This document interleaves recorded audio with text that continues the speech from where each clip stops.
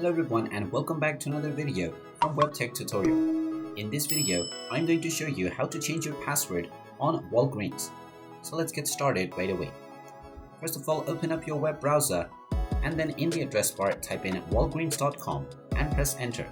You will then be taken into the official Walgreens website from which you can log into your account if you haven't done so already by clicking on the account icon at the top right corner and clicking on sign in and using your credentials. After you have logged into your account, in order to change your password, click on the account icon once again at the top right corner and then click on your account. You will then be taken into your account settings page from which click on the profile drop down menu at the top section and underneath this click on sign in and security.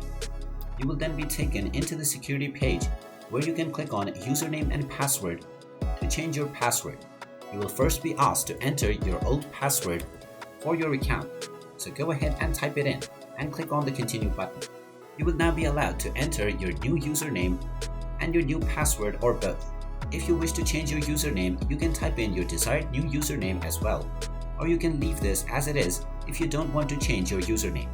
And in order to change your password, go ahead and type in your desired new password within the new password box and then click on save changes, and your password will officially be changed on the Walgreens website. And now you can use your new password along with your original email address to log into your Walgreens account. And there you have it. That is how easy it is to change your password on Walgreens. If you find this video helpful, make sure you hit that like button and subscribe to our channel if you haven't done so already.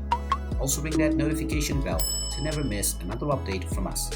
Thank you for watching and I will see you again in the next video.